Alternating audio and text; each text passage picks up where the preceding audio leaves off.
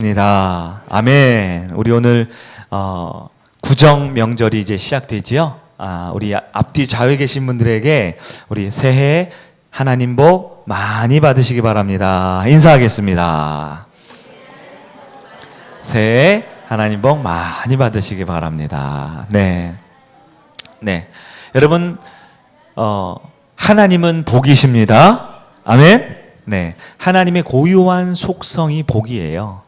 그렇기 때문에 우리는 늘 하나님께 복을 구하고 하나님의 복이 되는 인생, 그러한 인생 되는 여러분 되기를 바랍니다. 가끔 이렇게 복을 빌 때 이렇게 축복을 빌기도 하고 하는데 얼마 전에 있었던 일이에요. 우리 성도님 중에 한 분 가족분이 소천하는 일이 있었어요. 그래서 서로 위로하고 이렇게 격려하는데 어떤 분이 카톡방에 고인의 명복을 빕니다 이렇게 올렸더라고요. 네. 한 분은 올릴 수 있는데 그 카톡방에 있는 분이 다 그렇게 올렸더라고요. 네. 우리는 고인의 명복을 빌지 않아요. 네. 죽은 사람의 복을 비는 것은 우리 기독교인의 이 신앙 사고 방식이 아닙니다. 아마 우리가 익숙하게 그렇게 표현들을 하셨는지 모르겠지만 우리는 고인의 명복을 비는 게 아니고 살아계신 하나님께서 살았으나 주님 곁으로 갔으나 늘 누리는 그 축복을 빌고 살아있는 자들에게 더 믿음의 굳건함을 세워주는 참복을 비는 믿음의 자녀들 되기를 축복합니다. 우리 한 번 더 우리 앞뒤 좌우에 계신 분들에게 인사할까요? 주님 안에서 참된 복을 누리시기 바랍니다. 인사하겠습니다. 아멘.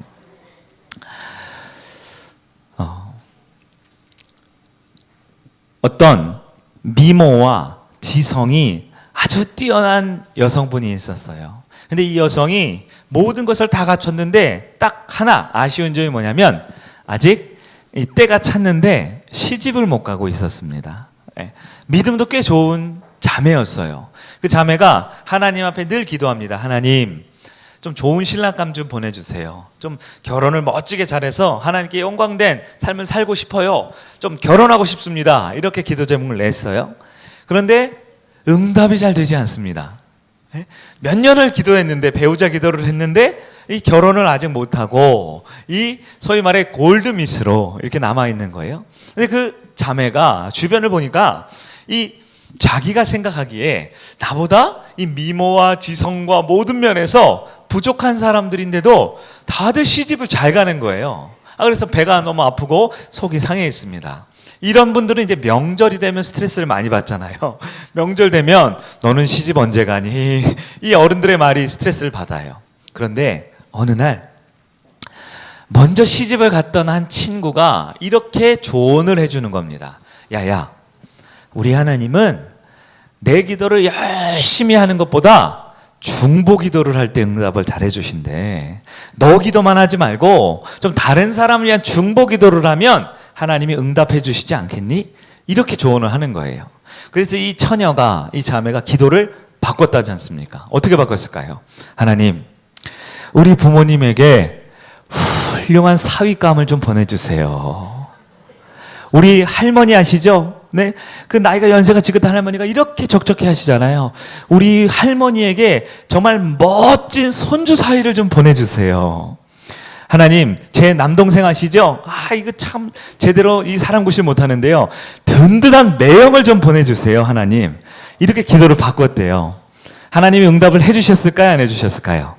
3개월 만에 시집을 가서 행복한 가정을 이루게 되었다고 합니다. 여러분, 그 자매가 기도를 어떻게 했어요? 네? 주어가 나였잖아요. 저를 위해서 멋진 신랑감, 돈 많은 신랑감, 능력 있는 신랑감, 믿음 좋은 신랑감, 이 나를 위한 기도를 하다가 이 주어를 바꾼 거죠. 우리 부모님을 위한 중보기도, 우리 할머니를 위한 중보기도, 이 남동생을 위한 중보기도 이렇게 하기 시작했다죠. 네. 어떻게 보면 같은 기도의 제목이고 같은 응답이지만 하나님께서 우리의 영이 하나님 앞에 집중될 때 이 민첩하게 이 기도를 잘하는 것, 이게 참 기도 응답의 중요한 요소인 것 같아요. 여러분, 세상 살아갈 때는 어떻습니까? 우리가 세상 살아갈 때도 소위 성공하는 사람, 소위 잘 나가는 사람들을 보면 공통된 특징이 있어요. 보면 하나같이 행동과 생각과 이 마음이 굉장히 민첩한 사람들이 있습니다. 그래서 눈치도 빠르고 행동도 빠르고 내가 어디 있어야 하는지 무엇을 해야 하는지를 잘 아는 그런 민첩한 사람들이 소위 말해서 세상에서도 앞서가고 성공하는 사람들이 많지 않습니까? 여러분, 우리의 삶을 한번 하나님 앞에 점검하는 시간이 되길 바라요. 과연 나의 신앙은 과연 우리 하나님을 향해 얼마만큼 민첩한가? 하나님을 향해 얼마만큼 내 영이 민감하게 반응할 수 있는가? 우리의 인생에 보면 좋은 일만 있는 게 아닙니다. 원치 않은 일들이 있어요. 우리 장로님께서 아까 기도도 은혜롭게 해주셨지만 이 세상 살아가다 보면 막 혈기가 올라올 만큼 그런 불편한 일들도 있고요. 때로는 정말 마음이 낙심되고 무너진 순간들이 있어요. 여러분 그럴 때 이 세상 사람들은 무엇이 문제이지? 어디가 잘못됐지? 그거를 최대한 빨리 생각해서 나를 도와줄 사람들을 찾아갑니다. 이 문제를 해결할 방법을 생각해내죠. 그러나 저와 여러분, 하나님의 자녀에게 가장 필요한 것은 우리 하나님을 향해 우리의 믿음이 민첩해지는 것이 필요하다라고 하나님께서 저와 여러분에게 말씀해주고 있다라는 것입니다. 오늘 성경을 볼까요? 오늘 성경은 기원전 580년 전 이야기입니다. 지금으로 따지면 약 2500년 전 이야기죠. 거의 2600년 전 이야기입니다. 지역은 바벨론이었어요. 바벨론. 오늘날 바벨론은 이란 혹은 이라크 있는 지역이죠. 이 기름이 나오는 지역이죠. 그 당시에는 전 세계에서 가장 강대한 나라, 제국이 바로 바벨론이었습니다. 이 바벨론의 왕은 다리오라는 왕이 통치하던 시대예요. 그때 다니엘이라고 하는 한 사람이 있었는데요. 이 사람은 그 나라의 총리였습니다. 국무총리였어요. 우리나라 지금 대한민국에는 국무총리가 한 분이시죠. 그런데 이 제국은 엄청나게 넓은 나라이기 때문에 국무총리가 3명이었다라고 성경은 말하고 있습니다. 그 3명 중에 한 명이 바로 다니엘이었습니다. 왕국에서 일을 했어요. 자, 이때를 조금 살펴보면 이 시기는 이 다리오 왕이라는 사람이 오랫동안 정권을 잡은 게 아니라 이제 6장의 말씀에 따르면 이제 막 새롭게 정권을 시작하는 정권 교체기였습니다. 성경에 따르면 오늘 6장 3절에 따르면 다니엘은 그의 마음이 민첩하여 라고 되어 있습니다. 다니엘은 아주 민첩한 사람이었다. 성경은 말하는 거죠. 그런데 여러분, 오늘 성경에 있는 1절, 2절, 3절을 좀 자세히 살펴보면 우리가 한 가지 아주 중요하게 저와 여러분에게도 적용할 만한 중요한 점이 있어요. 무엇이냐? 바로 이 민첩함이라는 것인데요. 사실 다니엘은 민첩한 사람이 되지 못한다라는 거예요. 여러분, 오늘 보면 다니엘 6장 정도 오면 다니엘이 나이가 몇 살 정도 됐냐? 성경학자들의 이 연대기 기록을 쭉 따져보면 다니엘의 당시 나이가 몇 살 정도 됐을까요? 네, 다니엘의 나이가 약 80세 정도 된, 우리나라로 따지면 이제 어르신, 이 노인에 가까운 나이였다라고 할 수 있습니다. 근데 여러분, 민첩하다, 이 말은 무슨 뜻이에요? 민첩하다, 행동이 빠르다라는 뜻이에요? 아주 굼뜨고 느리다는 뜻입니까? 빠르다는 뜻이죠. 네, 재치 있다라는 거예요? 아니면 굉장히 눈치 없다라는 얘기예요? 재치 있는 거죠. 그리고 무엇보다 순발력이 좋을까요? 순발력이 나쁠까요? 순발력이 좋다라는 뜻이죠. 네, 민첩하다, 행동이 빠르고 생각도 빠르고 눈치도 빠르고 굉장히 순발력 있는 사람, 재치 있는 사람이 민첩한 사람이죠. 그런데 여러분, 우리가 흔히 생각하기에 한 80세쯤 된 어르신들은 이 젊은 20대, 10대 아이들에 비해 행동이 민첩하기가 쉽지가 않지요.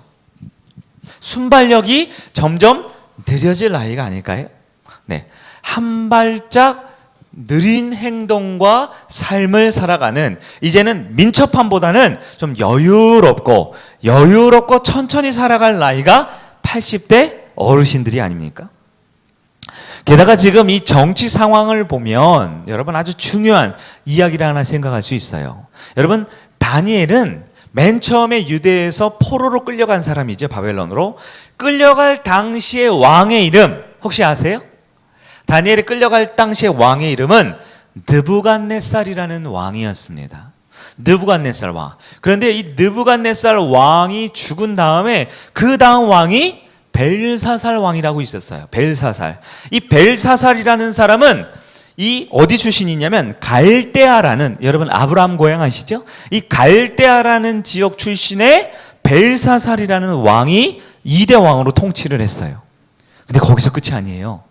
오늘 보면 다니엘 6장에 가면 그 벨사살 왕이 어떻게 죽냐면 암살을 당해요. 옛날에는 왕들이 암살당하고 정권이 뒤집히는 경우가 있죠? 구테타가 일어납니다. 그래서 이번에는 메데라는 지역에 다리오라는 젊은 군인이 새롭게 왕이 되었어요. 여러분, 다니엘은 누구 왕 때 처음 이 나라의 관리가 됐냐면 느부갓네살 왕 때였어요. 그런데 이 출신 지역에 나는 갈대아 출신의 벨사살 왕이 2대 왕이 됩니다. 그리고 벨사살 왕 때 총리였던 다니엘은 정권이 아주 자연스럽게 넘어가는 게 아니라 급진적으로 바뀌는 거예요. 사람이 많이 숙청당하고 죽이게 당하게 됩니다. 그 전에 왕이었던 왕이 죽었어요.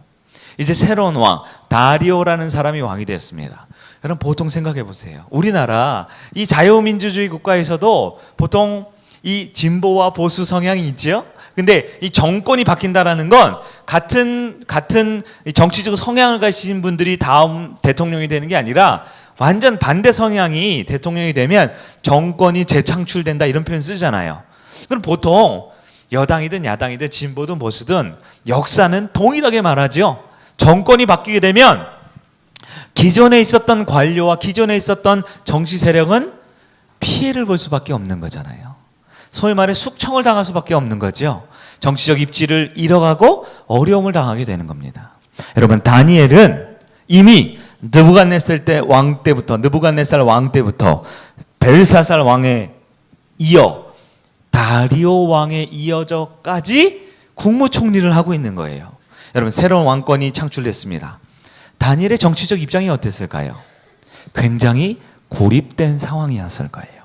게다가 여러분, 다니엘은요 갈대아 출신도 아니에요. 메대 출신도 아니에요. 우리로 따지면 영남, 호남 출신이 아니에요. 어디 출신이에요? 저 산골, 출신도 제대로 모르는 유대인 출신입니다. 게다가 노예 출신인 거예요. 나이는 이제 어른이 다 돼서 이제 80대가 됐습니다. 다니엘이 민첩할 수 있나요? 민첩하기가 쉽지 않은 거죠. 새로 왕이 선출되었습니다. 그러면요, 모든 그 나라를 다스리는 120명의 고관들은 전부 다 누구를 쳐다볼까요? 다리오 왕을 쳐다봅니다. 왕이 좋아하는 건 뭘까? 왕이 좋아하는 음식은 뭘까? 왕이 정말 싫어하는 건 뭘까? 이 나라를 잘 다스리려면 우리가 힘을 합쳐야 돼. 그러고 있는 상황 가운데 이 다니엘은 혈혈단신 혼자의 몸으로 있을 수밖에 없는 거예요.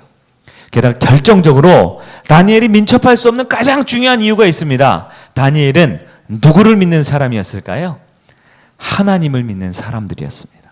여러분 한번 여러분의 삶을 보세요. 여러분이 하나님을 잘 믿는 사람일 때, 세상에 살아갈 때 여러분 유리한 일이 많아요? 불리한 일이 많아요? 세상 사람들과 만나고 교제하고 세상 사람들과 어울려 살 때 민첩하게 그들과 똑같이 할 수 있어요? 네.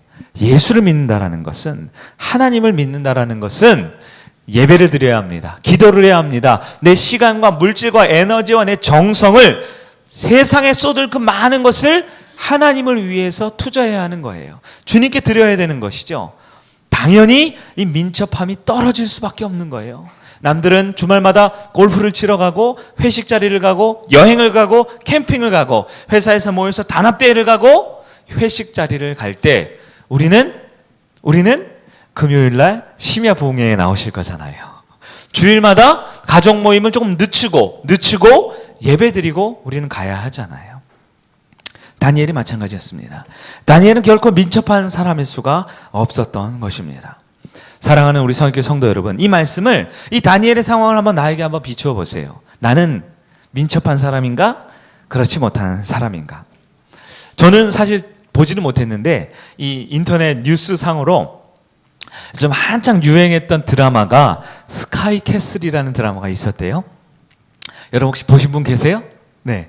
그 드라마 내용을 제가 잘은 모르는데 아마 이 상위 몇 퍼센트에 있는 우리 그 좋은 대학에 가기 위한 그런 아주 부자들이 자기들끼리 좋은 정보와 이 좋은 대학에 가기 위해서 이렇게 보이지 않는 이 암투를 벌이는 뭐 그런 비슷한 이야기인 것 같아요. 그렇죠? 네, 그런 이야기죠. 네.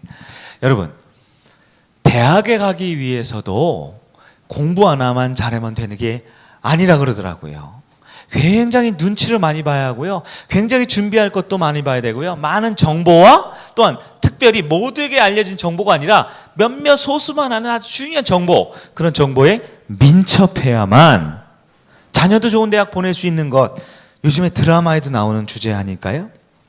여러분, 우리의 일상생활은 어떻습니까? 우리 남자들은 군대 가잖아요. 군대 가면 제일 중요한 게 뭐예요? 제일 중요한 게 민첩해야죠. 빠릿빠릿해야죠. 상관이 명령을 내리는데 동작이 아주 굼뜨거나 아니면 잘 못 알아들으면 아주 굉장히 군 생활하는데 소위 말해 꼬였다라고 말하죠. 굉장히 불편한 일이 있습니다.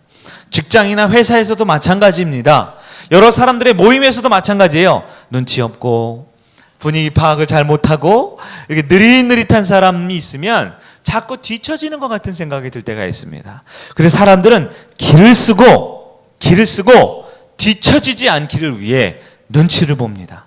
민첩하게 살아가기를 원합니다. 누구에게 잘 보여야 되는지, 누구에게 선물을 주어야 하는지, 누구의 말을 잘 듣고 누구의 말은 무시해도 되는지.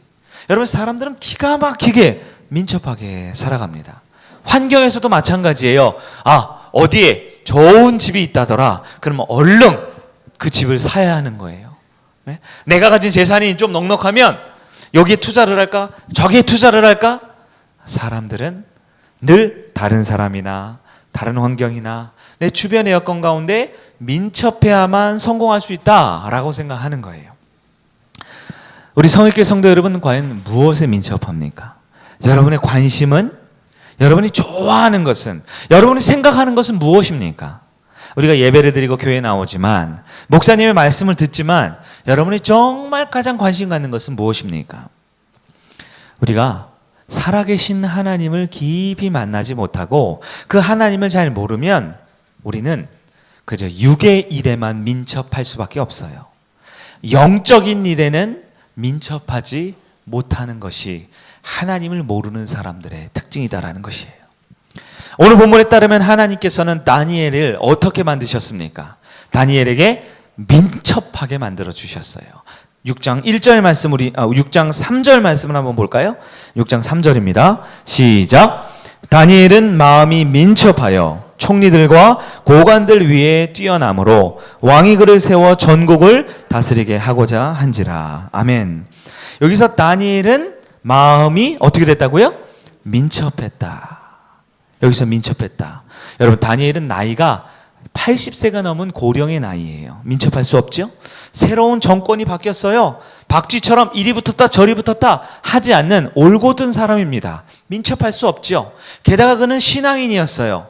일주일에 한 번 주일마다 예배를 드려야 하고 정해진 시간에 하나님을 향해 기도를 드리는 사람입니다. 남들 모여 수군덕 이야기를 할 때 하나님을 바라보는 사람이에요. 근데 민첩할 수가 없어요.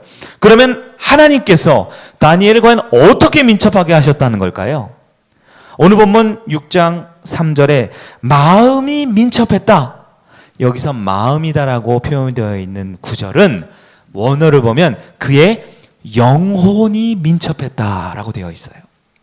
우리 영어 성경만 봐도 그의 영이 민첩했다 이렇게 표현되어 있습니다. 여러분, 다니엘의 무엇이 민첩했다고요? 그의 영혼이 민첩했다라는 것입니다. 이것은 다니엘의 마음 가운데 사람들에게 민첩한 게 아니라, 환경에 민첩한 게 아니라 하나님께 대하여 늘 빠르고 정확하고 신속하게 나아가는 사람으로 만들어주셨다라는 것입니다. 여러분, 하나님께서는 다니엘이 하나님을 향해 민첩한 사람이 되게 만들어주셨던 거예요. 다니엘은 위기의 순간마다 어려운 순간마다 인생의 수수께끼 풀리지 않을 때마다 아주 민첩하게, 아주 신속하게, 아주 재빠르게 하나님을 향해 나아갔던 사람이었습니다. 하나님은 다니엘에게 가장 먼저 그의 몸을 민첩하게 해주셨어요. 어떻게 몸을 민첩하게 해주셨냐? 문제 상황마다 그의 몸은 자동적으로 하나님을 향해 달려가게 만들으셨습니다. 문제가 있을 때 힘센 사람, 어려움이 있을 때 돈 많은 사람, 마음이 외로울 때 나를 위로해주는 사람이 아니라 언제나 그는 예배당을 향해 달려가는 사람이었습니다. 기도의 자리로 달려가는 사람이었습니다. 하나님께서 다니엘의 그 영혼을 민첩하게 하실 때 그는 힘든 순간마다 그가 자리에서 벌떡 일어나 사람을 의지하지 않고 환경을 의지하지 않고 하나님이 계신 그 예배당을 향해 성전을 향해 기도의 처소를 향해 달려가게 해주셨다라는 것이었습니다. 여러분, 그 다니엘 당시에 6장 1절 말씀 보면 다리오가 이 왕이죠. 자기의 뜻대로 자기 마음대로 정한 거예요. 국민 투표를 한 게 아니라 자기 마음대로 정했어요. 고관 몇 명이 세웠다고요? 120명. 왜 120명을 세웠냐면 우리나라는 뭐 팔도라 그러죠. 조선 팔도. 그런데 당시에 이 바벨론 제국은 도가 120개였어요. 대제국이죠. 엄청나게 넓은 대제국이었기 때문에 우리로 따지면 도지사가 몇 명이 필요할까요? 120명이 필요한데 그 120명을 지역별로 선발한 게 아니라 자기 마음대로 세운 거예요. 120명을. 여러분, 도지사가 120명입니다. 그리고 그 120명 위에 총리를 몇 명 세웠어요? 3명. 그 중에 한 명이 다니엘이에요. 하나님을 믿고 사랑하는 사람은 한 명입니다. 여러분, 그러면 국가 고위 공직자가 총 몇 명이라는 뜻이에요? 123명이죠. 근데 122명은 갈대아 출신, 메대 출신이에요. 하나님을 모릅니다. 힘들고 어려운 순간마다 자기들끼리 야당, 여당의 정당을 만들었어요. 힘든 순간마다 누가 돈이 더 많은가 줄을 대기 시작합니다. 고민이 있을 때마다 사람의 마음을 잘 위로해주고 도와준 사람을 모여들기 시작해요.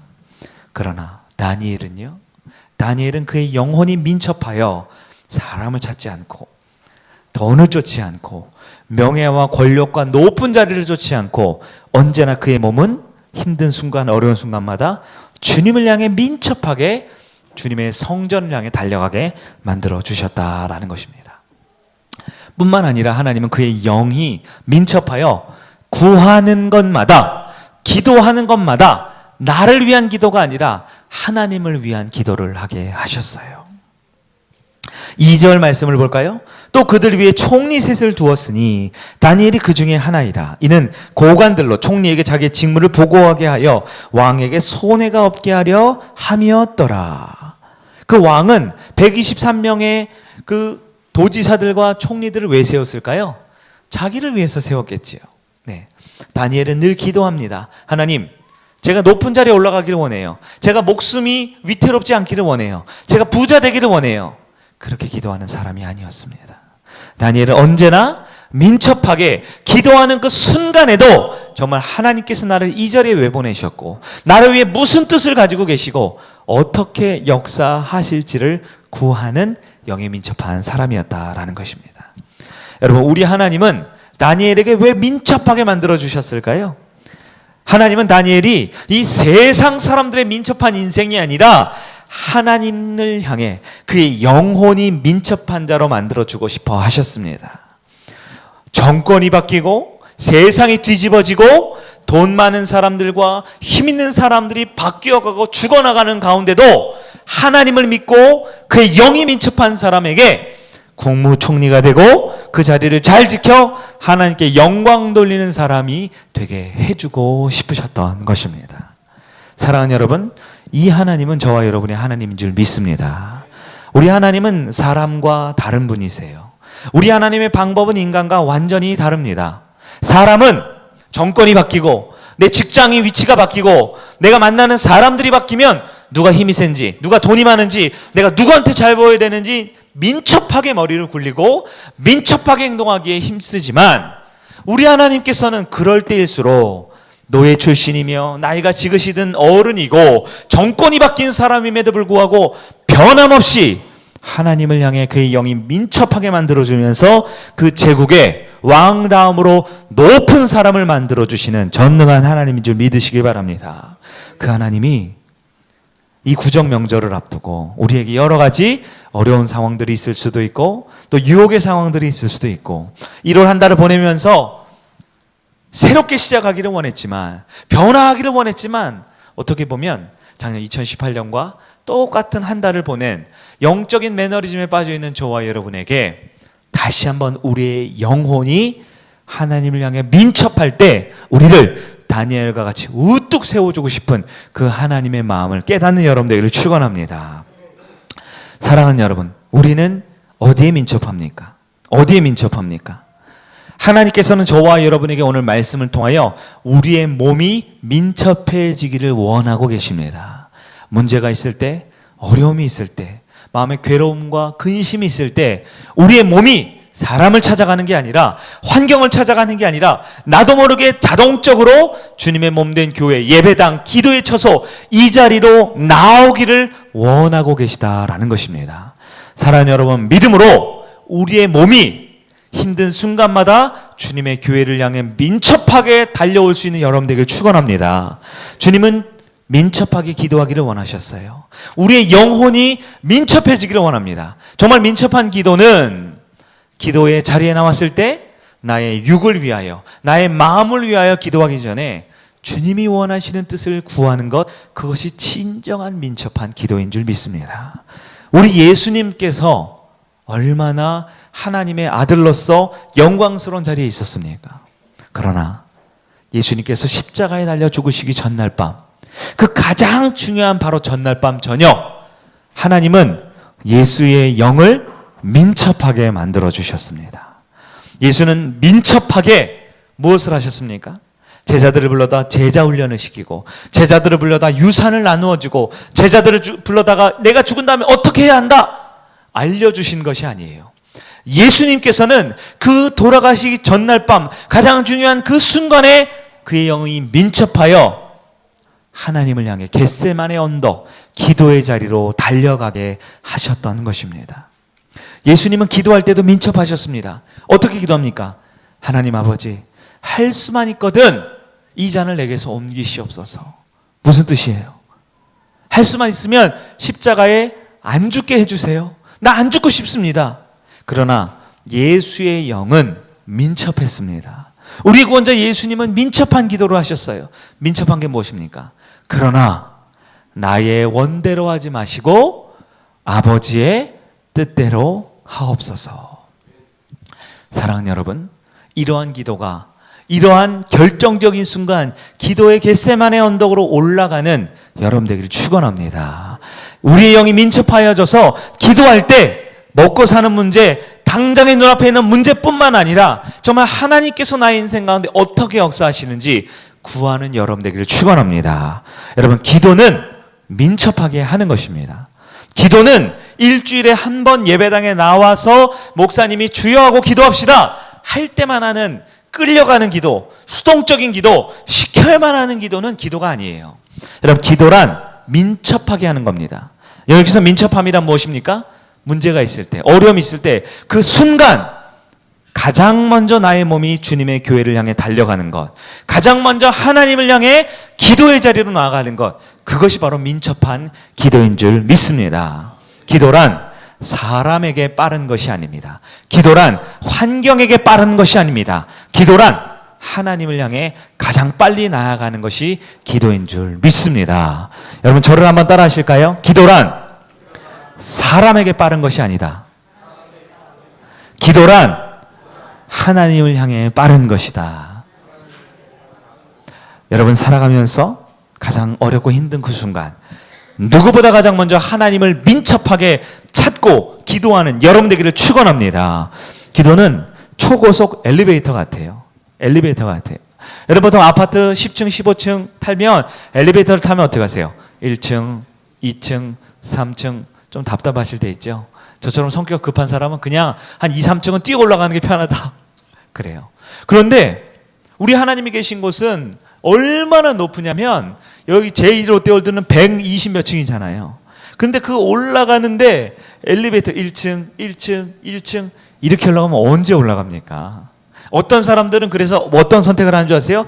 나는 두 다리가 튼튼하지. 나는 10층 한 30층 올라갈 수 있어. 엘리베이터 필요 없어. 난 열심히 뛰어갈 거야. 네? 어떤 사람들은 어때요? 아이고 뭐 그렇게 계단으로 올라가 더 빠른 게 있지. 밧줄 타고 나는 팔 힘이 좋으니까 밧줄 끌어 올라가서 하늘로 올라갈 거야. 네. 여러분 기도는 아무리 높은 120 몇 층짜리 롯데월드도 초고속 엘리베이터 같은 거예요. 여러분 제1롯데월드 가보셨어요? 우리 지난 가을에 우리 전도팀 마지막 종강 모임을 우리 제2롯데월드 꼭대기까지는 안 가고 제가 고소공포증이 있어서 거기 식당가에 있는 몇십 층이죠 거기? 거기까지 우리 올라갔죠. 근데 엘리베이터를 딱 타면 1층, 2층, 3층, 4층, 5층, 6층, 7층 중간 보면 엄청 빨라지죠. 네. 기도란 바로 이런 것입니다. 많은 사람들이 내 힘으로 이 두 다리로 열심히 올라가려고 해요. 이 강한 팔로 열심히 밧줄 올려서 올라가려고 해요. 어떤 사람들은 아주 노후된 엘리베이터 한 층 한 층 올라가려고 합니다.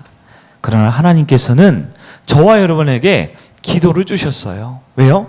우리의 영혼이 가장 민첩한 것이 바로 기도이기 때문입니다. 여러분 한 번 더 따라할까요? 기도는 초고속 엘리베이터이다.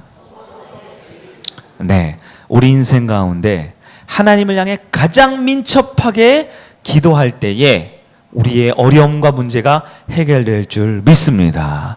다니엘은 민첩한 사람이었어요. 몸은 민첩하지 못했어요. 관계는 민첩하지 못했어요. 그의 정치 상황은 민첩하지 못했습니다. 그러나 그의 영혼만큼은 그 누구보다 빠르게 주님을 향해 나아가는 사람이었어요. 여러분 그렇게 기도만 하니까 여러분 세상에서 뒤처질 것 같고 도태될 것 같고 손해볼 것 같지만 아니요. 6장 3절 말씀을 보겠습니다. 6장 3절입니다. 다 같이 읽겠습니다. 시작. 다니엘은 마음이 민첩하여 총리들과 고관들 위에 뛰어남으로 왕이 그를 세워 전국을 다스리게 하고자 한지라. 아멘. 무슨 말이에요? 120명 위에 3명 있죠? 그 3명들 위에 다니엘을 세워주시는 수석 국무총리로 만들어주셨다라고 성경은 말합니다. 여러분 하나님께서 저와 여러분에게 주고 싶은 복이 그러합니다.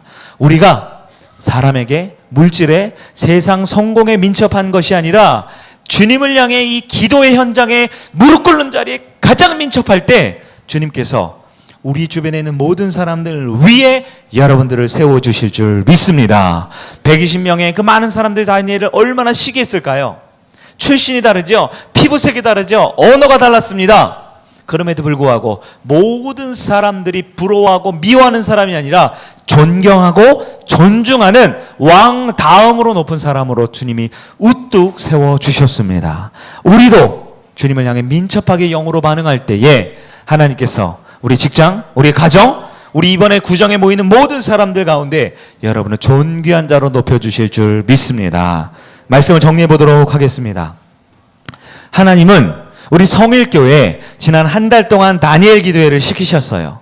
매일 저녁마다 30분 박수치며 찬양하고 1시간 간증을 듣고 또 기도의 시간을 가졌습니다. 찬양팀이 매번 바뀌었어요. 간증자가 매번 바뀌었어요. 네, 기도의 제목이 매번 바뀌었습니다. 왜 이렇게 기도를 시키셨을까요? 하나님은 우리 성일교회가 영적으로 더 민첩하기를 원하고 계신 겁니다. 어떤 간증을 들어도 어떤 찬양의 자리에 나와도 그 환경과 사람들을 보지 아니하고 늘 하나님을 향해 기도하고 집중할 수 있는 민첩한 기도의 사람들로 만들어주고 싶어 하셨습니다. 제가 일부러 이렇게 한 게 아니고요. 작년 말 10월, 11월 달에 제가 한 6개월 정도 설교를 미리 준비하잖아요. 2월 달 설교 주제가 다니엘이었어요. 정말 일부러 갖다 맞춘 게 아니라 하나님께서 이 말씀을 묵상을 시키셨어요. 다니엘 6장. 그리고 1월 한 달간은 기드온을 말씀을 보고 2월 한 달간은 다니엘 기도를 봐야겠다. 먼저 마음을 먹게 하셨어요. 그런데요. 오늘 설교 말씀도 그러하고 우리가 본 찬양의 주제도 그러하고 또한 설교는 다니엘이지만 실제 주제는 기도잖아요. 이 기도에 대한 말씀을 지난 한 달 동안 준비를 시켜주셨어요. 그래, 어떤 분은 목사님 죄송하지만 제가 다니엘 기도를 바빠서 참여를 잘 못했습니다 하는 분도 있을 수 있어요. 어떤 분은 21일 동안 개근을 하신 분도 있겠죠. 그러나 우리 하나님께서 주시고자 하는 분명한 공통적인 메시지를 꼭 붙들어야 합니다. 하나님께서는 이번 한 주간 살아가면서 세상 그 어떤 환경에도 그 어떤 사람에도 민첩하기 전에 우리의 영혼이 하나님을 향해 민첩하게 나아오기를 원하고 있다라는 것입니다. 영이 민첩한 것은 바로 기도의 자리로 가장 먼저 나올 수 있는 것입니다. 영이 민첩한 것은 기도의 순간순간마다 나의 뜻을 구하는 것이 아니라 하나님의 뜻이 무엇인지를 구하는 그런 민첩한 기도의 자리가 되는 여러분 되기를 축원합니다. 돌아온 주 금요일부터 우리 성일교회가 오랫동안 힘겨움에 어려움에 이 교회적으로 어려워서 하지 못했던 금요 기도회를 다시 시작합니다. 여러분 그 첫 시간을 여러분 꼭 기대하고 사모하세요. 다른 약속이 있고 바빠도 이 첫 시간만큼은 여러분 꼭 나와서 모두가 함께 뜨겁게 찬양하고 기도하는 시간을 가져야 합니다. 하나님 우리 교회가 영으로 민첩하기를 원하고 계십니다. 우리 모두 성도들의 가정과 직장과 삶의 어려운 문제 민첩하게 반응하여 기도할 때 응답해 주기를 원하고 계십니다. 사랑하는 여러분, 우리 모두가 이번 한 주간 구절의 명절에 그 여러 환경들과 어려움들이 있지만 이번 주 금요일 날 다 같이 모여서 뜨겁게 찬양하고 기도할 때에 다니엘과 같이 우뚝 세워주는 놀라운 축복을 받아 누리는 저와 여러분이 되기를 주님의 이름으로 축원합니다. 아멘.